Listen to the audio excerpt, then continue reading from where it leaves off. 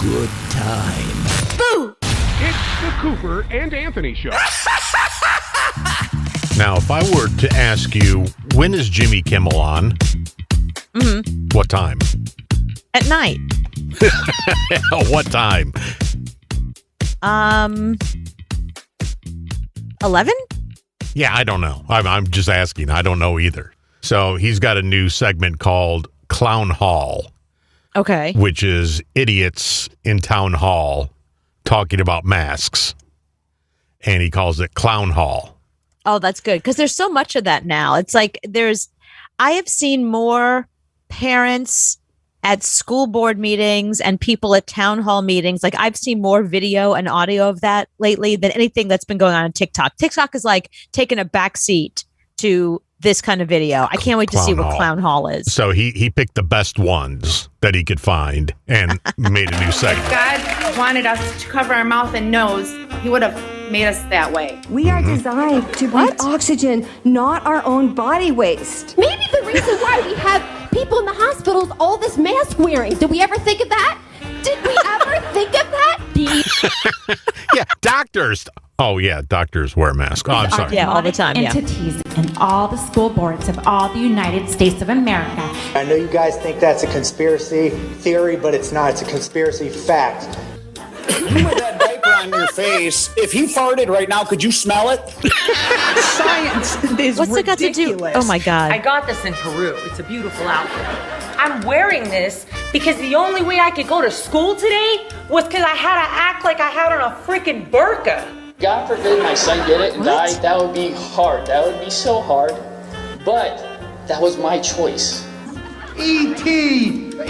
came down. They quarantined the whole house. They had hazmat suits on. What do you have, short-term memory loss? Because I think you do. What's he talking about? And put it There on you your go, vaccination spoon. spot. Guess what? It's going to stick to you. Yes, it will. Look. Oh, that's right. This is the people that think that, somehow they're Guess metallic. what else? You take a black light flashlight and shine it on your vase, and you're now going to glow in the black light. Because I can't believe these people are You're in no the longer world. human. Your children and your children's children. Oh, wow. He's scary. Look. Well, this guy looks homeless, and he's... Who wins? Some of these people do look really insane. They don't look like normal human beings. So that was the plan. Yeah. I mean, it's funny because some of them do look nuts. They look like if you worked in a restaurant and they came in, you'd be like, you'd call over the security and be like, can you keep an eye on that table over there? Like something's going to go down. But there's like one or two that could probably pass for normal until they open their mouths, And then the scary thing is a couple of them were at school meetings, which means they have children. Yeah. And okay. So that leads me to something that has been bothering me for the past couple of days. So I'm a big vax guy. I think, they say, should you get the flu shot and the vaccine shot at the same time? I say mix them together. Get it all done at the same time. Right. I'm all for getting vaccinated and getting the world back on track. Yeah. But so now kids can get the vaccine. Mm-hmm. But before this, people put their kids in the study. What do you mean? Like they put their kids in the study to be vaccinated to see how they responded. Right. And that I don't understand. So I understand once it comes out and the government says it's okay and doctors say it's okay, but to put your children, there's a lady who had 4 kids. She put them all in the study, and they all got the vaccine before it was even proven that it was good. Right, that it was okay for children, yeah. Yeah, so I don't understand how you can have a kid and say, oh yeah, just go ahead. I'll tell you exactly how. Okay, so it's not an experimental drug. It's not like they're working on some drug that we don't know about. They're giving them the vaccine that adults have. They're just giving it to them in a different dosage. So there's not a lot of risk involved, and they get paid to be part of the study. And some people are really into science. I mean, think about this. Like a lot of people on the back of their driver's license, they check off that little box for organ donor, which I would never do because the concept, I know that it's wrong of me. I know that like morally, if I die young, my heart and eyes and parts of me could help save somebody's life. Like I like that idea, But the concept of I'm one of those people who's really paranoid that if I'm kind of like teetering on life, like should we not pull the plug? Oh, look, she's an organ donor. Pull that plug. We can use those organs. I don't know. I'm really paranoid with stuff like that, which I know is a total conspiracy theory. I know it's total bullshit, but it's one of those things that I think about, and then in life, I'm not, it's not like I'm not very good at like helping people to begin with. I'm not the nicest. If I get murdered, like when people get murdered and people go, oh, she was so nice. She just would take the shirt off her back. No one's going to say that about me. No one's going to say that. So it's not surprising that I'm not an organ donor, and I can use religious reasons. But the truth is I'm a selfish bitch. Let's be honest. But there are people that they're organ donors and they're charitable and they care about the world and they're not putting their children in harm. This is not an experimental drug. Like I said, it's not like they're concocting something brand new that, I don't know, your kids may grow up without ears. We don't know. No. So it's a calculated risk. But they put these kids in there before it was even released to the adults. I mean, they've been in this study for over a year now. So I don't understand how you can have 4 kids and you put all 4 of them in a study like this. I don't get that. Money, first of all, that's one of the reasons. But you get paid a lot of money to be part of a study like that at that level. But again, the thing about the coronavirus vaccination that we had, it's not a brand new vaccine. No, I get that. But but that's important to know. Some of these vaccines have been around. There's one in particular that was around 15 years that they were waiting for the disease that this vaccination would fulfill. So, and then it ended up happening, and then they took that vaccination and they tweaked it and whatever. But I'm just saying, like, it's not, and that's not, I didn't read the medical study, so I'm not even giving them the medical explanation for it, but these aren't brand new. So you're not really putting your kid in real harm's way. And, these medical experts do know harm is a big part of it. They can't do something that they know is going to be harmful, right? I know, but I don't mind putting myself through the study. I would put myself in the study. I don't know if I'd put my 4-year-old in the study. That to me is a little crazy. Just a little bit, especially all 4. You're putting all 4 kids in this. You have no idea when this first came out. You and I have a hard time getting our mind around people who really want to do what's right for the greater good. There's people like that out there. Thank God there's people like that out there. Otherwise, we wouldn't have half the vaccinations that we have and half the cures that we have and people willing to put their lives at risk and, and leaving their bodies to science and all that kind of stuff. There's people out there that they feel that it's their destiny. It's important to do. It's hard for you and I to get our mind around that. But there's people like that out there. But I feel like, especially religious people, these might be very religious people. They might be people that feel like they're doing God's work or they're helping the greater yourself. I can see doing it to yourself. I don't know if I'd put my dog in a trial. Yeah, I would have to think about that before. I don't even think I would do that. But me, I don't mind putting me in the trial. But a kid that can't tell you the side effects or anything like that, I don't know if I should do that. No, a 4-year-old can tell you the side effects and you could test the child. I mean, think about it. Your child is the person that potentially could be saving the lives of millions of other 4-year-olds. So I think and I don't care about the other 4-year-olds. I care about my 4-year-old. Right. I hear what you're saying. And they had to test this on babies. So you just had a baby and they said, hey, can we test this vaccine on this baby? Yeah, sure. Right. Go for it. Yeah, right. That's a little hard to, giving somebody your baby, here, take my baby, stick it with a vaccination, see how it goes. Now, I know, but I'm just telling you, there's people out there that are better than you and I that want to help the world. That's all I'm saying. And it's a way to help the world, how the world needs to be helped right now. Mm-hmm. That's a big thing. Like if you do volunteer work or charity work or that kind of thing, you have to do something that's actually helping people. You got to do stuff that people need you to do. Like I would love if there was a charity where I just had to like scratch my own dog at home. Like I could raise money just staying home and scratching my dog. It doesn't exist. Do you know what I mean? So you have to go where the need is. The need is people with cancer, people with COVID, people with, whatever.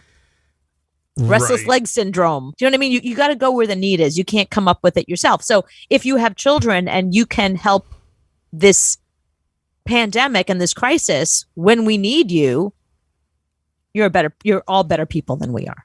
That 4-year-old is a better person than you are. Be very afraid. It's the Cooper and Anthony Show. So did you see that they added new words to the dictionary today? Please let it be Hoochieberg.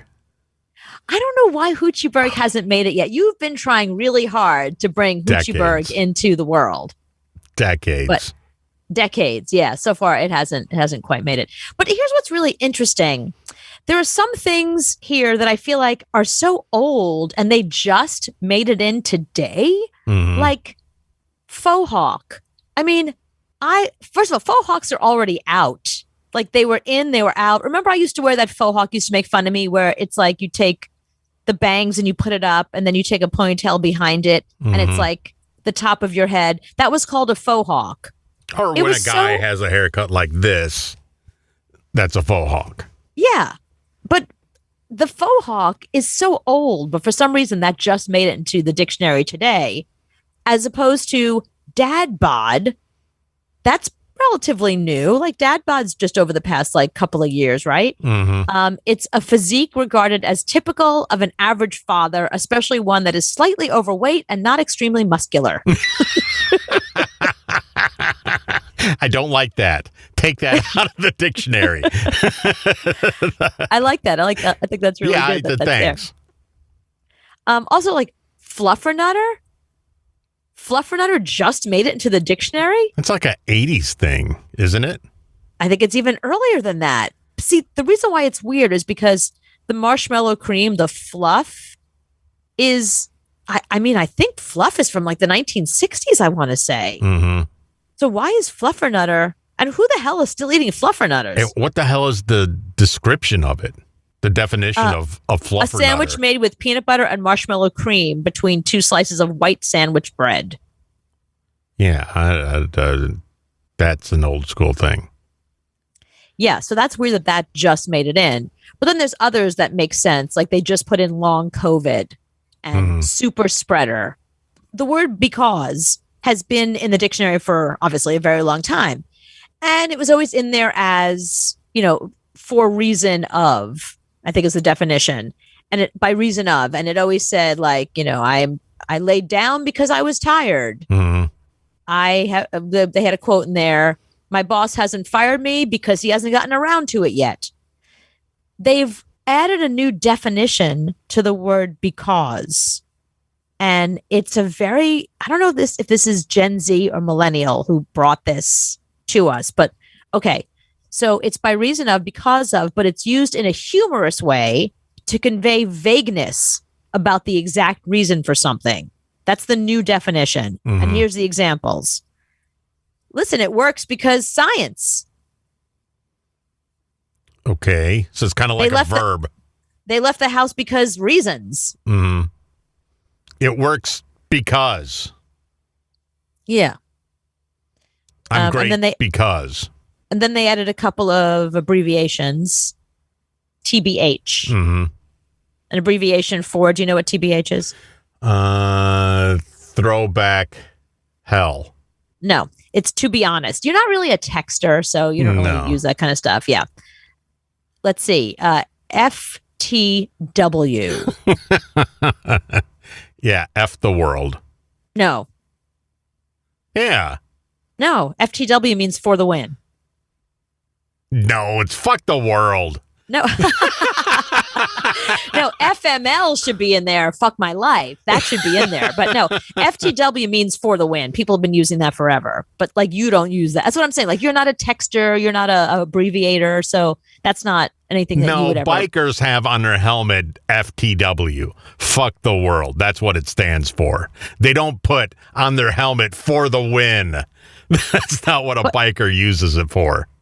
I'm sure that's what in biking parlance, FTW means fuck the world, but to the rest of the world, FTW is for the win. I'm just telling you. Okay. And this is interesting. I wonder if they're going to add the word meta. Well, the word meta is probably in there already because meta has sort of been like a thing. But I wonder if they're going to change the definition of the word meta because that's the new name of Facebook.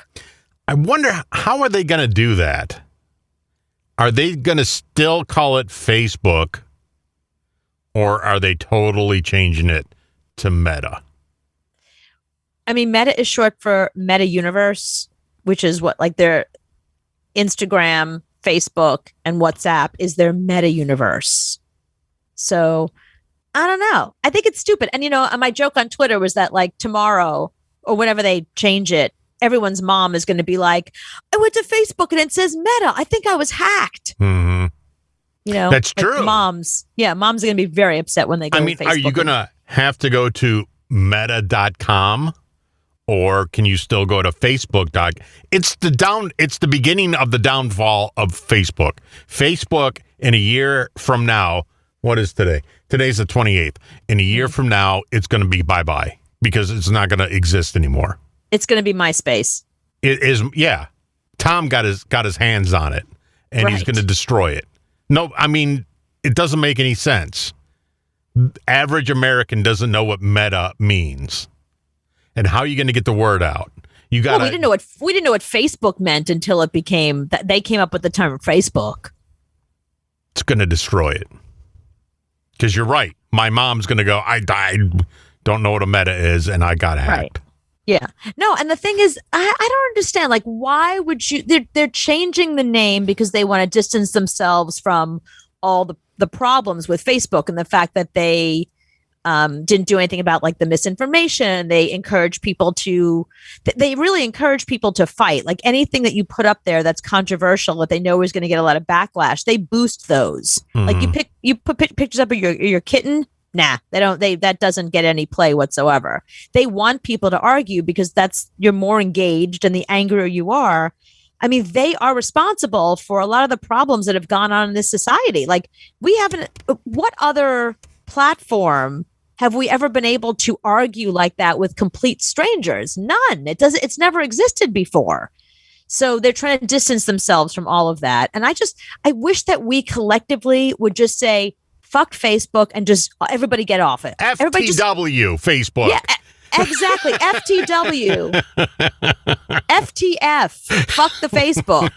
And if we all got off of Facebook, it wouldn't be a problem. They wouldn't be making billions of dollars off of us, off of our backs. And I'm just saying. Everybody in the world goes, Facebook is the most horrible place. I can't believe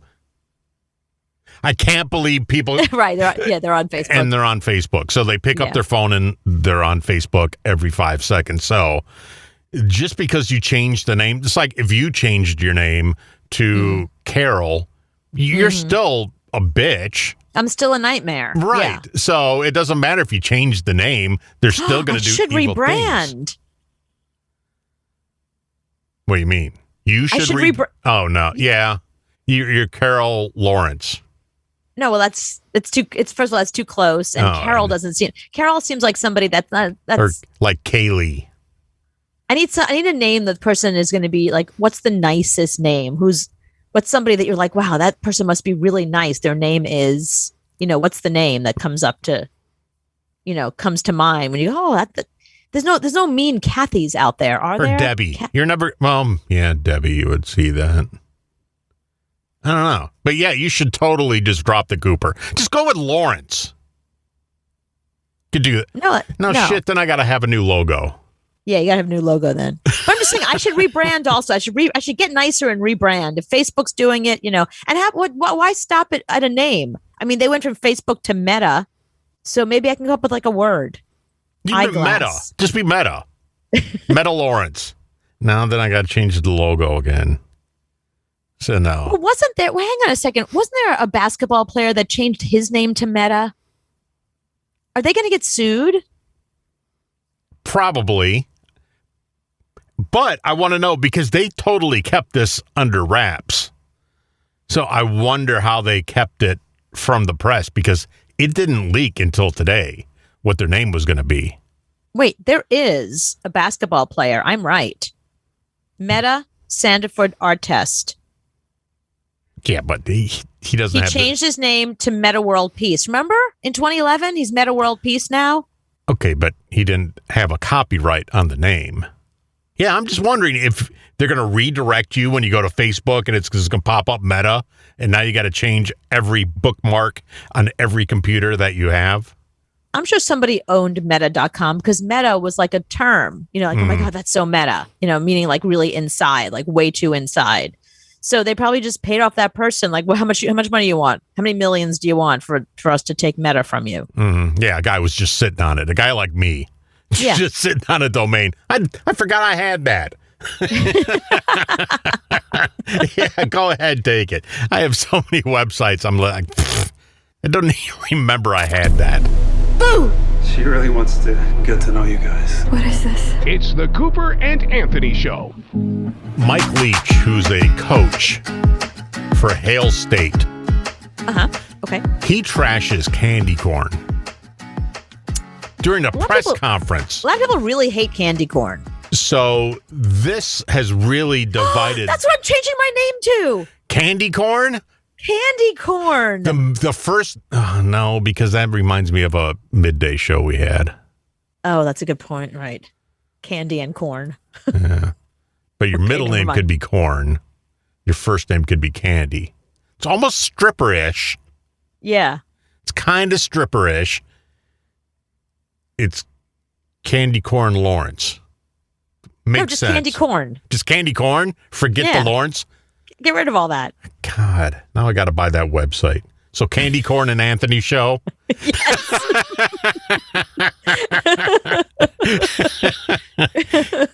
I think that could work. But yeah, the thing is, the problem is only some people will love me, other people will hate me. So I need a better candy. See, and that's the problem is this video here of what this guy says is dividing the country right now. Half the people agree with him. Half the people go, no, fire this guy immediately.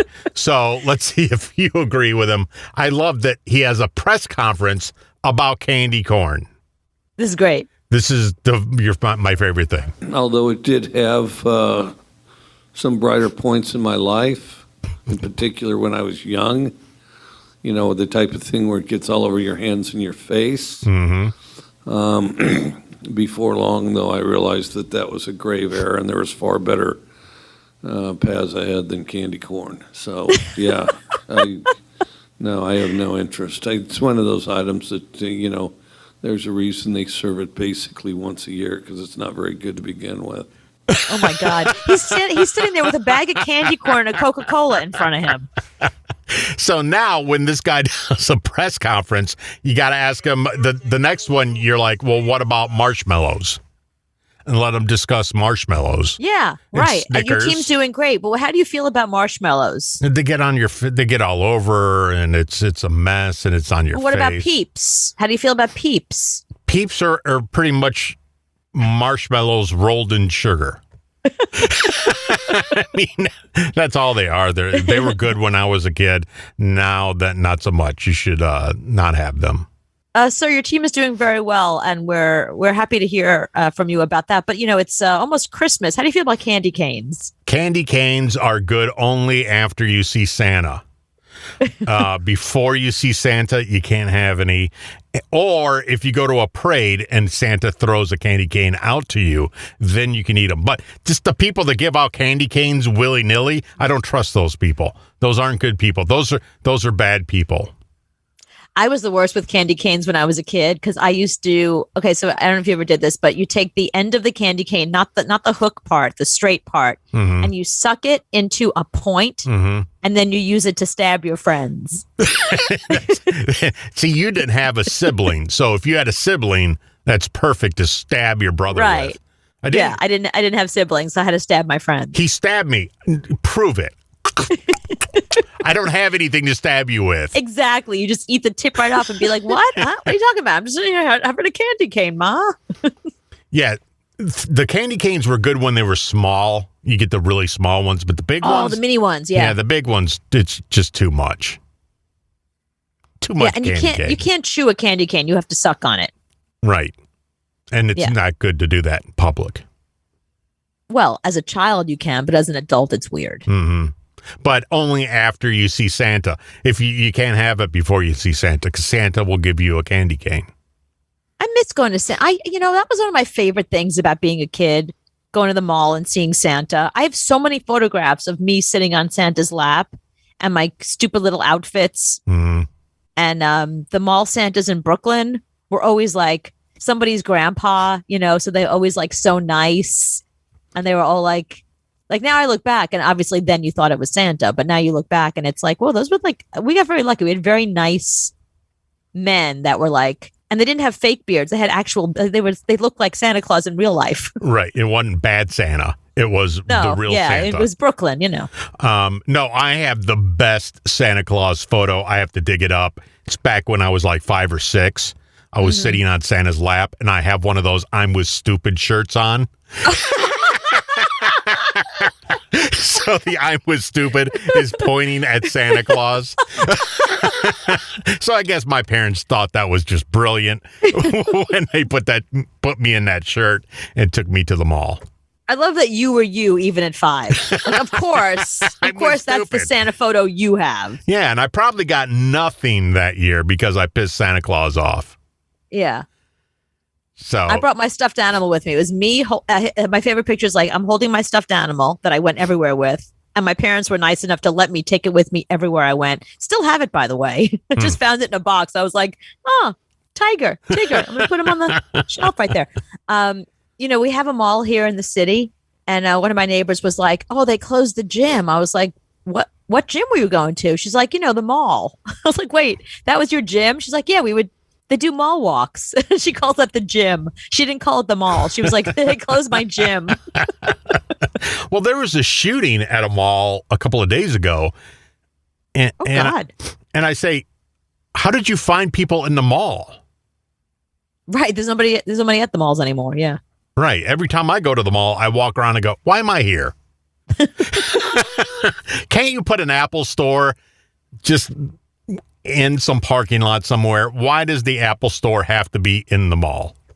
Yeah, I haven't been into a store to shop in so long. I've gotten so used to online shopping that it doesn't even occur to me to go into a store anymore. Because I already know walking in, they're not going to have my size. They have so many more things online. I'm going through that right now where I was looking for a particular item and I was like, oh, I'm going to be near that store. Maybe I'll stop in there. And I went into the store and they had nothing in there. And I went online. I was like, oh, there's the entire collection. Mm-hmm. And they'll tell you in the store, no, you can order that online. I know. It's so like, why then why are you here? Why are you here? If I could do that, I wouldn't be standing in front of you. I want instant gratification. You're taking that away from me. Do you have size small? No, you can get that. Really? Right. Now I have to go online. I should have did that before. And right after we were getting back out of pandemic mode, I went to the mall because I had to go to the Apple store. It's the only reason to go to the mall.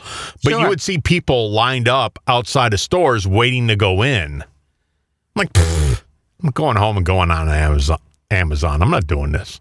Yeah, I love that they still do that. We're only a certain amount of people allowed in a store at one time. The only store here in New York that I see that has a big long line all the time is the Harry Potter store. People can't wait to get in there. Harry Potter store? Yes, it just opened. What they got in the Harry Potter store? All this, the same stuff they have at the Harry Potter at Universal. You can get a wand, you can get a hat, butterbeer, everything. The robes, and especially now because it's Halloween. That is on the line. Forget about the spooky Halloween stores. There's no one in there. Everyone's on the line to the Harry Potter store. Aren't they 10 years late?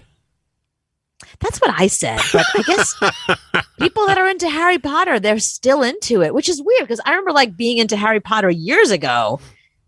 I don't know. I guess maybe the next generation of kids. I don't know. Scared ya? Trick or treat! It's the Cooper and Anthony Show.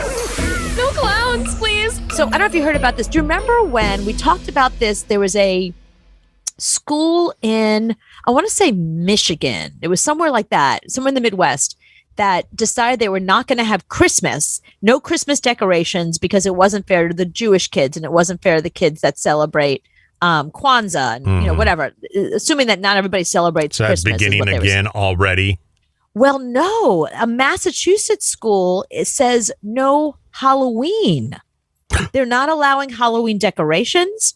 They're not allowing Halloween festivities. They used to do like a Halloween party or whatever before Halloween, or they would do like a trick-or-treating in school thing. No, they said no more of that. They're calling it fall celebrations instead. That's like churches. Churches will do trick-or-treating in cars, like you trunk and treat, because they don't want to do a Halloween, but they'll do a fall celebration. Right. Really? I think it's weird because, okay, maybe there are kids that are not into it, but so what? There's lots of things in school that happen that you're not into. I mean, they forced gym on us, and I had lots of friends that were like, I can't hold a ball. I can't play a sport. Like, no way. And and that's Halloween's once a year. So they force Halloween on these kids once a year. They force gym on you like 4 times a week or 3 times a week, or some schools every day. Yeah, you don't have to wear a costume. If you don't want to wear a mask, don't wear a mask. Well, one of the other issues they were saying, and I've heard other parents say this about schools, some of these parents are just like a little over the top. They don't want their kids being subjected to, like, they don't want their kids eating sugar.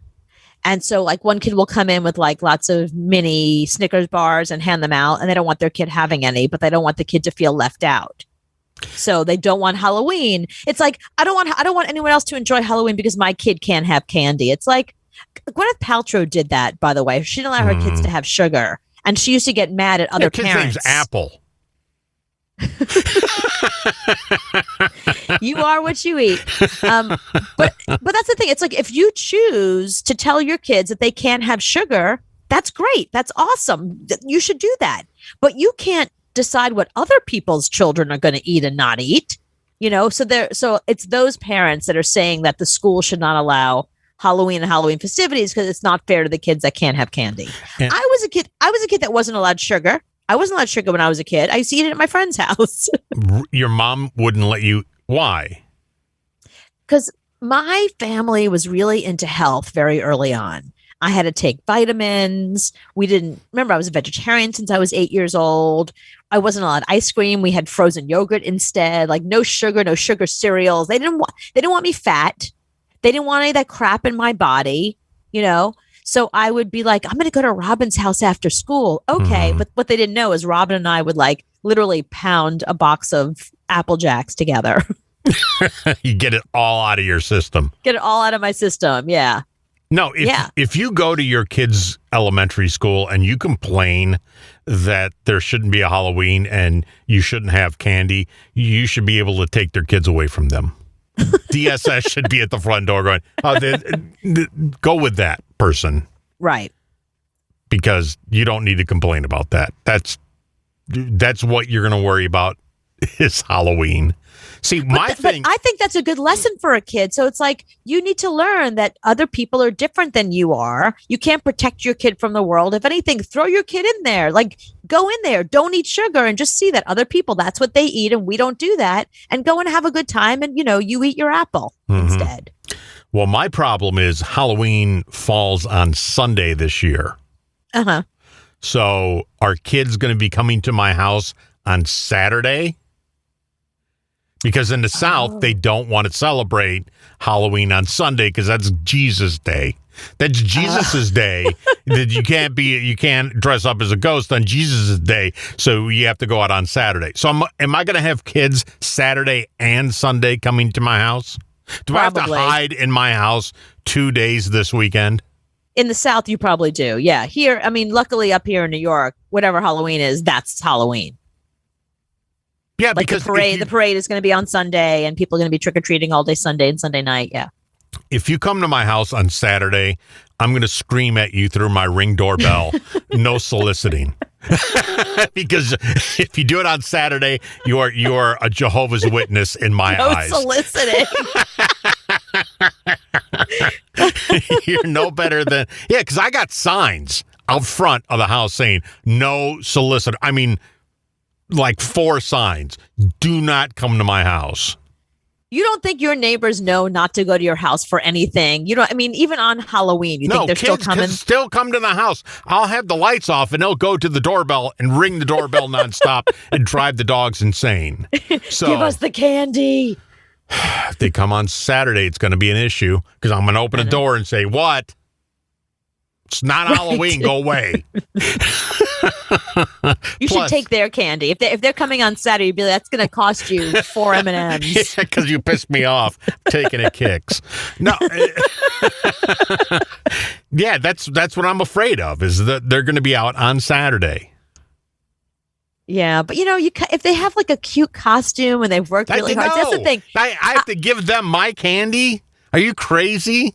Well, see, I hate when they come to the door and they're not really wearing a costume. It's like, wait a minute, all you did was throw on a shirt. Like, no, I'm sorry. Like, go home, put on a real costume. I'll reward you with candy. Like, you put on a flannel shirt and you're like, I'm Eddie Vedder. What? No, you don't even know who that is. Bye. No, you don't have kids, so you want to see kids coming up to your house. You go, oh, cute. Aren't they dressed up? Yeah, I see kids off every freaking day. I want more of them. The panhandlers coming to my house and trying to get candy off of me. I feel like it's harder in big cities like San Francisco and New York because we're so used to homeless people asking for handouts. Mm-hmm. So then to have actually kids come to your door and ring the doorbell and be like, "Do we have candy?" It's a freaking shakedown. Yeah, it's a shake. Just go on. There's 4 homeless guys on the back side of the building. Go stand there with them. They're doing better than you are. Yeah, Saturday. I'm going to be mad. I'm going to be calling you Saturday night, going, "Look." Sending you ring doorbells. I can't wait. That's so great. People think I'm obsessed with this, but I'm okay with it. The Cooper and Anthony Show. Here's the headline. Skydiver lands with dying instructor on his back. Could you imagine? This is amazing. So this guy goes on his first ever skydive. Tandem, of course. Right. And thousands of feet over South Carolina. And the instructor strapped to his back stopped talking to him. Because the whole time they're talking, I guess they're saying things like, lean left, lean right, pull the ripcord. Holy cow, don't die. There's a bird. Right. Right, that kind of thing. So the instructor was later pronounced dead.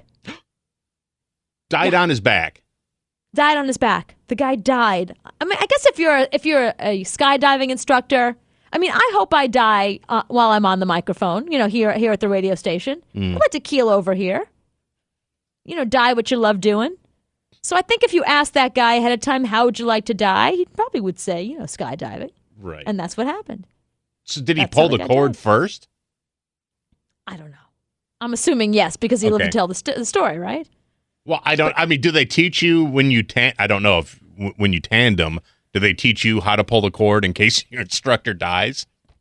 As a non-skydiver, I don't know, but I would assume everybody has to go through training before you go up there. So my guess is they give you the training and say, do this, do that, don't do this, don't do this. And, they do the safety stuff, pull the ripcord at this point.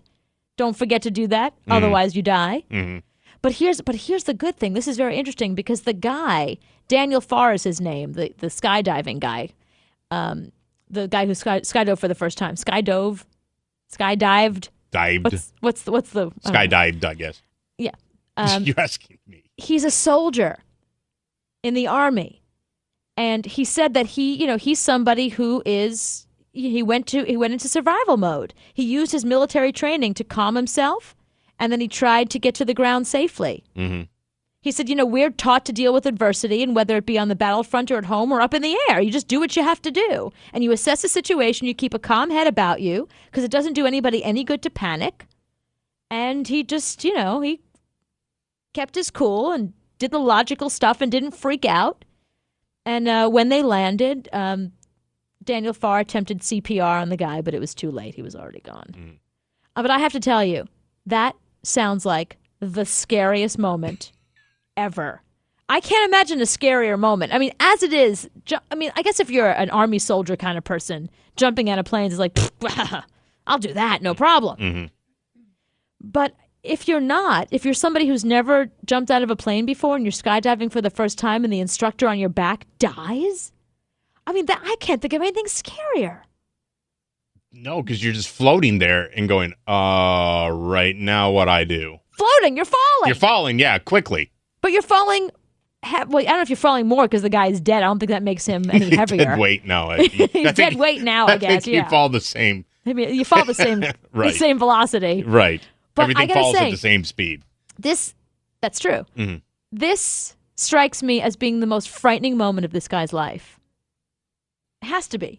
Yeah, hands down. Because you know that is the point you're seeing your life flash before your eyes. Oh, no question. You got to that point. When you get to that point, that's pretty scary.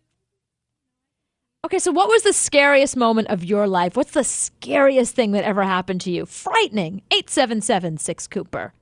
Now, this is interesting because I wouldn't want to skydive afterwards anyway. I mean, he says, the likelihood of surviving decreases amazingly if you panic. So he knew that, which is why he tried really hard not to panic. But he said his family will not let him go skydiving ever again, and he's not arguing with them. He's like, fine, I'm good. I'm good. Never skydiving again. No problemo. Fine. Fine. Yell at me all you want. I'm never going to do it again. I'm not even going to think about doing it again. I'm not even going to stand on a high stool and jump. I'm not even doing that. I won't even get something off a high shelf. Right. Get me one of those things with the hand at the end of it. The alligator thing. Right, the alligator thing, exactly. Now, when I told Sean Lee about this story, and I said, I think I want to talk about the scariest moment of people's lives because I bet those are interesting stories, the scariest thing that ever happened to you. And that's what we're talking about, by the way, if you're just joining us, and the number's 877-6-Cooper. So when I told that to Sean Lee, he goes, here she comes. She's going to tell about almost dying in the Chesapeake Bay. Right. But now it's going to get worse. See, that's the thing. My story about being in the Chesapeake Bay, at this point, I was just, in real life, I think you think that I was just kind of, waiting with my feet in the water. And I've concocted this whole story because every time I tell it, it just gets worse and worse and grander. And, by the end, I'm swallowed alive by a whale. Was this? What? What month was this? It was over the summer. It was over the summer. Okay. Yeah, and it was in the Chesapeake Bay. I was swallowed by a whale, and I was swallowed alive, and then I led the chosen people across the desert. It was really frightening. The water parted. No. It was very frightening. I was in the Chesapeake Bay during a storm, and, even though you guys make fun of me, it was really the most frightening experience in my life because I was with somebody that put themselves out there as a fantastic sailor. Right. That he was an amazing sailor. So when the boat capsized, I assumed that this guy would know what to do. So the boat capsizes, we're in the water, the storm's coming in, there's waves everywhere, we're swallowing water, and drunk, by the way.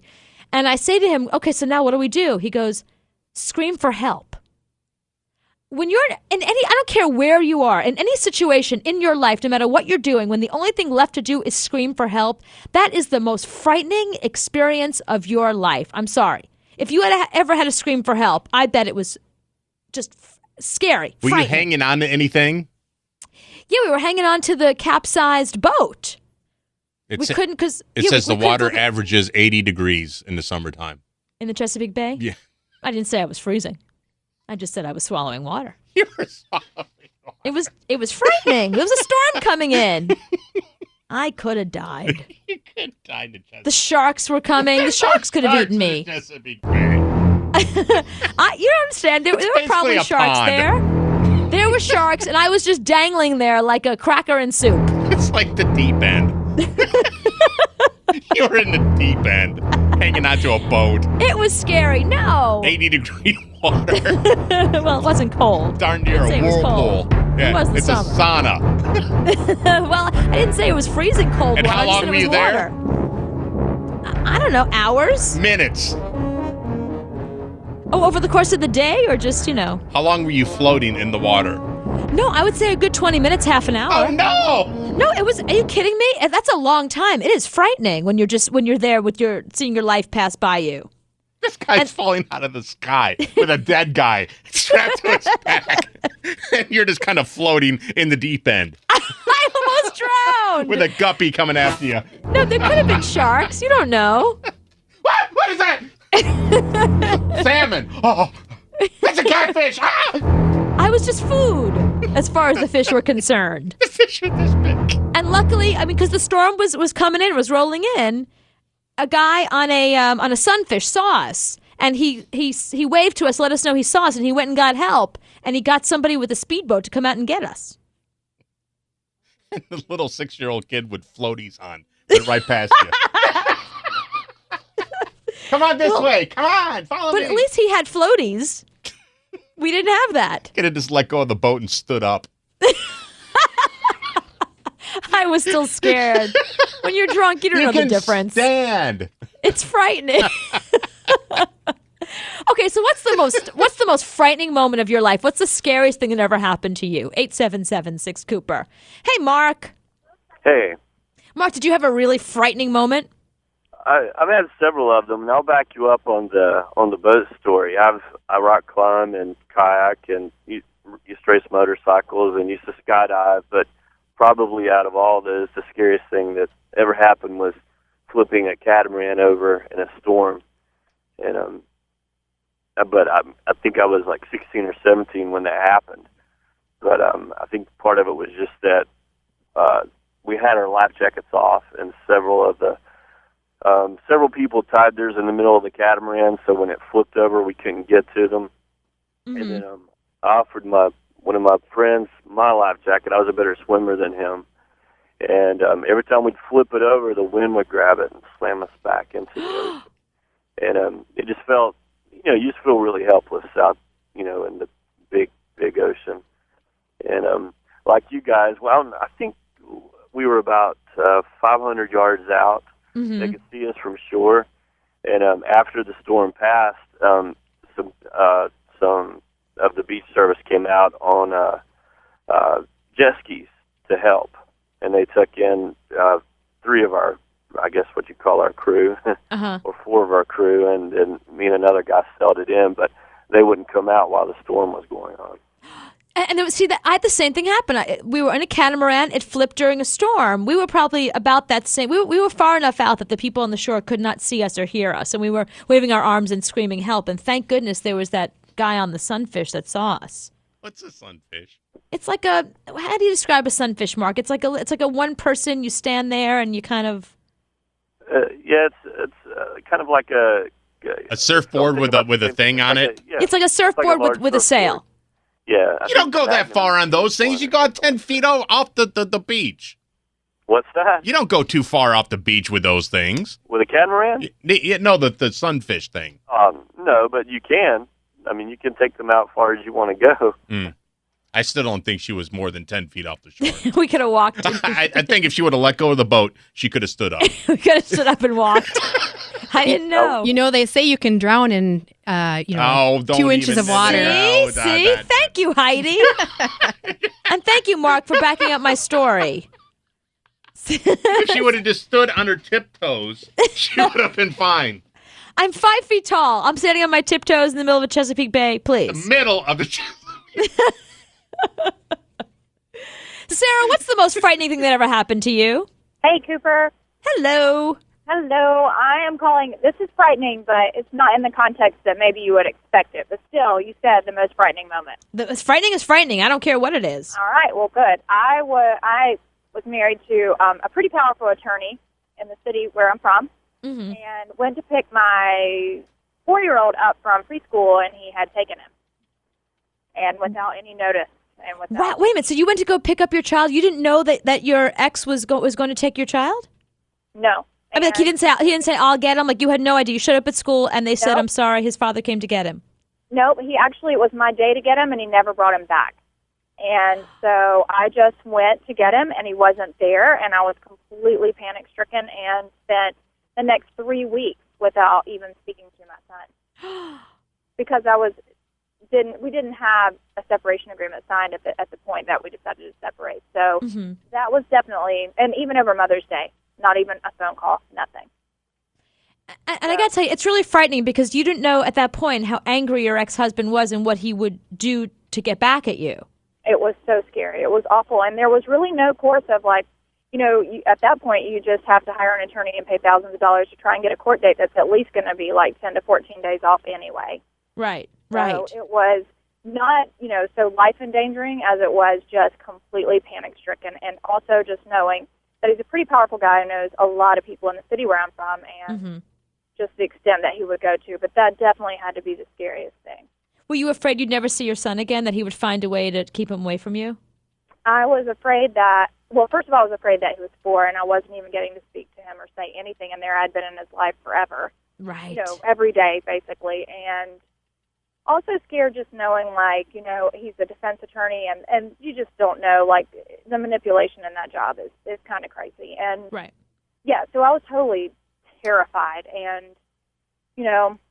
and the system, in the state where I'm from, doesn't really protect you from those kind of things. I mean, it takes a long time to get a court date, even if that kind of thing's going on. So, yeah. I'm sure your son was frightened, too, because all of a sudden you're gone from his life. He was probably just as scared.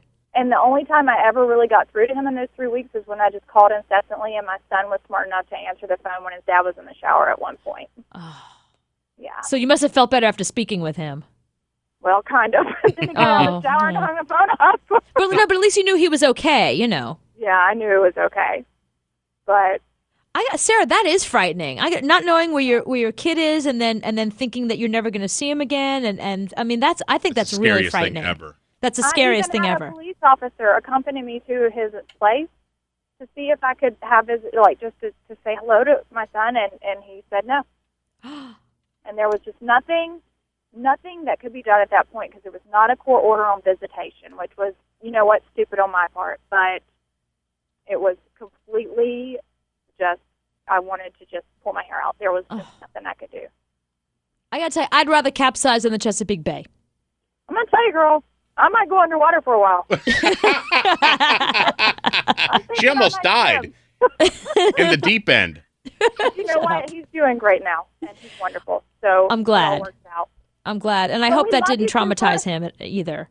When we love you, my boss came to see you recently and got his picture taken, and it's the first picture mail I ever got on my phone. He was like, look, it's me and Cooper. Oh, my God. Yeah, Thank you, Sarah. You. That's very sweet. Thank you. Thanks for taking my story. Of course. But see, that's a very good point. See, sometimes scary stories aren't just about being, on the Chesapeake Bay. Sometimes it's about things that happen in your life and crazy ex-husbands. There you go. And there's your song. Sorry, we were late on your song, Sarah. Now, when you're in the bathtub at home, does Sean run in and say, "You're gonna sing"? Heidi said you can drown in a bathtub. She said it. She knows it. She's a mother. That's right. Mothers know stuff like that. Michael, did something scary happen to you in the way of water as well? It sure was. What happened? Grew up in a family who went to a lot of camping trips, and we had a boat. We were always on the lake. We were at Twin Lakes and had a campsite, and we were out on the boat one day, and it was my father, my mother, and my sister and I, and I'm a pretty crazy kid back then, so I like to do all sorts of nuts things, and I wanted to swim to this island that was across from where we were having a little picnic. And Pops, being the man he was, he wanted to go with me, so we both swam to the island. We didn't really stay over there long enough, I guess. And on the way back, I turn around swimming to see where my father is, and he's going under the water. He, I guess, just everything locked up on him, and he lost all his energy and couldn't swim anymore. So I was about 12 years old at the time. I had to swim back and grab my father and swim him probably a good 500-600 feet as a little 12-year-old scared kid, bringing my dad across the water. How did you not panic? I don't know. I mean, the Lord came in and helped me out. That's how I know that happened. And right. He told me, he said, he gave up everything. He's like, well, this is it. Here we go. I'm going down. He said he wasn't scared. He wasn't freaking. So by him not freaking, it probably kept me from freaking because he just said, well, here we go. Time to go. So, But I said, bump that. I'm getting my dad. Yeah. Right. And you actually and there's something, I guess, as a kid, aside from the fact that you see your dad, you get like super energy or something. It's like all of a sudden you go into survival mode. Yeah, it didn't matter. I'm not having that. This is my dad who does everything for me every day of his life, and I see him going under, and I luckily had the brain power and the physical strength to possess it and use it, and I definitely had someone by my side. That's for sure. But. Well, Michael, you just reminded me, I had actually a much scarier moment. And you tell me if this is scarier than yours. Okay, go ahead. Now in this economy, I can't afford to buy shoes like I was. I went into Manolo knowing that I could not buy anything. I still get chills thinking of that horrible moment. Definitely scarier. I mean, I walked in there. There's not one thing in there I was able to buy. It was, I had chills. I was shaking. It was awful. It's like the $80 coasters at Saks Fifth Avenue. I couldn't. Right, exactly. So I think, your father almost drowning, me not being able to afford Manolos anymore, that's on par. It's a rough time. God does work in mysterious ways. Thank you, Michael. Wow, that's scary. It was frightening. Oh. I think about that horrible moment. I shudder. Oh. Hi, Shannon. Hello. Thanks, Cooper, for taking my call. Of course. Shannon, I hear you got a great story of a very scary moment. What happened? I do. I was sound asleep in my bedroom, and I woke up to a man jumping on top of me in my bed. Please tell me it was somebody you knew and wasn't a stranger who broke in? No, it was a stranger that broke in. He broke through our window. Oh, God. Yes. And I woke up to him. I was in a deep sleep, and I woke up to him jumping on top of me. And what did you do? I fought him off. I was able to fight him off, and he ended up being a man that the police knew by his first and last name, and he was on drugs. So he wasn't there to harm me, but I don't know what he was doing, but yeah. But there's some drugs that some of these people take, and it makes them crazy, where they just behave in bizarre ways. You know what I mean? Oh, and he was totally erratic. And he destroyed my room and got blood everywhere from, because he broke through a window and he had cut himself. Oh, goodness. Yeah. I mean, just that moment of waking up and there's a stranger laying on top of you. I mean, I can't even imagine a scarier moment than that. Yes, and it was very hard for me for a while because I couldn't go to sleep again I left myself so vulnerable at that situation. Right. That I thought it was going to happen again. But, so yeah. Right. I mean, it's traumatic. It's the kind of thing where, you can't, the place you feel the safest is your bed. Think about that. Like, you have a horrible day. You're like, I can't wait just to crawl into bed. And now that's the one place that you no longer feel safe. Exactly. Yeah. So. Well, that's almost as bad as not being able to walk into Manolo anymore. I think that's almost worse. That's worse. Yeah. That's a little worse. But I don't know, dead guy strapped to back or that. I think that's scarier than dead guy strapped to back. Dead guy strapped to back, the dead guy's dead. He's not going to attack you. It's over. But you're still falling and you could die. Yeah, but no, not really, because he had a canopy. He pulled the ripcord. If the ripcord didn't, if the dead guy was in charge of the ripcord, then you panic. But the guy falling was in charge of the ripcord, so he ended up okay. But I think, frankly, waking up to a stranger, crazy, drugged out stranger, you don't know what he's completely erratic and unpredictable. That may be the most frightening thing I ever heard. Yeah, that's way worse. more frightening. Okay. Shannon, I'm glad you lived to tell the tale. I'm glad you're okay. Thank you for calling and telling us your story. Hey, Mr. Bill. Hey, Cooper. How are you doing tonight? Hey, Anthony. Hello. Now, Mr. Bill, what was the scariest moment of your life? Well, first of all, before I get to that, I want to thank you for the book I got in the mail. And there's some pages missing. It might be the book that you had to rip party for. I told you not to send out the books that you rip. Why? It's pages they really don't need. Because when people get books, they should get the entire book, not, No, it's pages they don't need. They don't need need to read. You can't censor me like that. They don't need to read every page. Don't censor me. But anyways, back to the story, Cooper. I told y'all I survived a stroke, and I was transferred to the hospital, and I remember getting the CAT scan, so I'm sitting in the room before, off to the side of the emergency room before they take you to stabilize you. And so I'm sitting there, and I start sweating all of a sudden, like heavily, just pouring off my face. And as I'm sitting there, the doctor comes in, he gets to his desk, looks at something, and he asks me why am I sweating so profusely for. So I remember leaning over toward him and reaching with my left hand, just clenching as hard as I could. And in a split second, I made peace with the man upstairs. I know where I'm going, so I just let it go, passed out.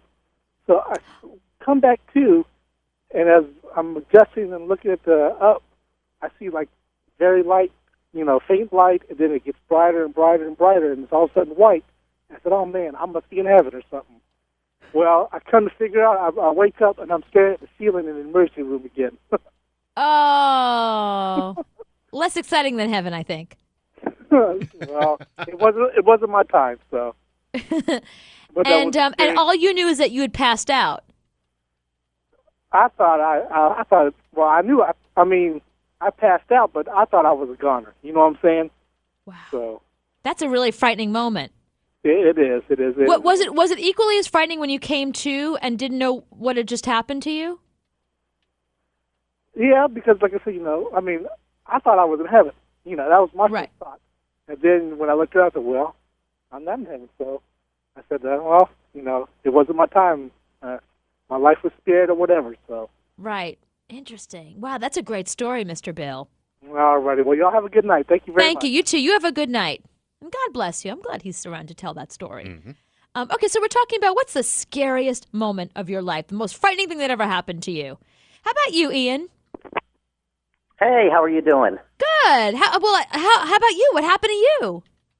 When I was in high school, I used to like going down to the beach when they had hurricanes so we could go surfing. Oh, God, I dated guys like you. I know. I know your whole rap. So we went down there one day, and most of the people were evacuating the area. And so we went out to a good surfing spot. And what happened were the waves were really big, and my surfboard was too small. So what happened was the wave brought up my surfboard and bonked me on the head, and I passed out. And I woke up underwater. Oh, goodness. And ironically, I had a very calm feeling when I woke up underwater. Mm-hmm. And then I came up above the waves, and it was still pouring rain with waves crashing around everywhere. And so I just went back under the water and stayed there for a couple minutes, it felt like, until going back to the beach. And then were you able to, how did you get, once you went back under the water, were you able to swim back to the beach okay? With the waves like that? Yeah, I was. I just kind of laid on the surfboard, and they were able to mostly tug me back in. I had to do some paddling. Did you have a concussion or anything, or were you okay? I was okay as far as I knew, but they didn't take me to the doctor a lot when I was younger. So, right. So that could explain a lot about you now. Yeah, it could. I'm telling you that, Ian, I know guys just like you. It was like the minute there'd be a hurricane and they'd be evacuating an area, these guys would be like, grab your surfboard, let's go. They'd go towards. Everybody else running away, Yep. They'd run towards. Exactly. Are you still kind of an adventure seeker like that? I try to be. I broke my collarbone a little while back, and that makes things a lot harder these days. So I did have You try to be an adventure seeker, but it's all working against you. Yeah, I did have one time when I was playing ice hockey on a nice lake and fell through the ice. And when you're wearing those ice skates, it really drags you down to the bottom. Wow. And so I climbed onto a piece of ice, and that one broke. And then I was able to climb out, but it was the middle of winter, and I was soaking wet. And I didn't go into shock, but I had to wait about an hour till a friend's dad came to get us. Mm-hmm. But as somebody who's kind of an adventure seeker, when these things happen to you, do you feel exhilarated or do you feel frightened? A little bit of both, I would say. I like the exhilaration of what's going on, and the more frightening, the better. Wow. I wouldn't even take a shower if I were you, Ian. You should just stay away from water completely. Can we do one more? Yeah. Okay. Hi, Josh. Hi. Now, Josh, what would you say is the scariest moment of your life? The scariest moment of my life was about a year and a half ago, and it was my 15th birthday. And my friend came over to my house, and we said, let's go ride some bikes. And we went out into our storage closet, which is attached to my house. And the bikes were in there in the storage closet, but they were all tangled up with extension cords. I mean, it was a mess. Right. And so I was too lazy enough to untangle everything, so I'm pulling on the bikes. And as I'm pulling on the bikes, I guess I accidentally hit the shelf, which had a gas tank on there. And the gas tank falls onto the hot water heater pilot light. And the whole thing lit up on fire, and all of a sudden the whole hot water heater exploded. Oh, my gosh. I don't even know. It was such a traumatizing experience. And I just remember the fire coming up out of the closet and, like, hitting my face. And I had a few burn marks on my face. And, I mean, I didn't even know what to do. And, like, I just dropped everything I was doing. I ran inside because we had family staying over at my house. And, I mean, I just screamed out, fire, fire, fire. We got everybody out of the house, got the animals out of the house, and the whole storage closet was lit up on fire. And I thought the whole house was going to be gone. Right. Well, my dad, like, grabbed the fire extinguisher, grabbed the hose, and I don't know how he did it, but he's putting out the fire by himself. And he got it down really low, and we had, like, 6 fire trucks come to the house, and a police car, and the neighbors were outside, and they got the fire out of the house. They got the whole smoke out of the house, and, I mean, everything was burnt. The whole room was burnt. They tore down the door to get into this room, and, I mean, it was so bad. How badly were you burned? I wasn't burned too bad. Luckily that I got scared and I jumped back, but I still felt the heat of the fire. Right. But, I mean, it was pretty scary. Because when you think about what could happen to you, you know, the fact that you're okay. I know. I mean, I still have nightmares of that experience. I'm sure. I got to tell you, I'm going to have nightmares about Yeah. that experience. That's frightening.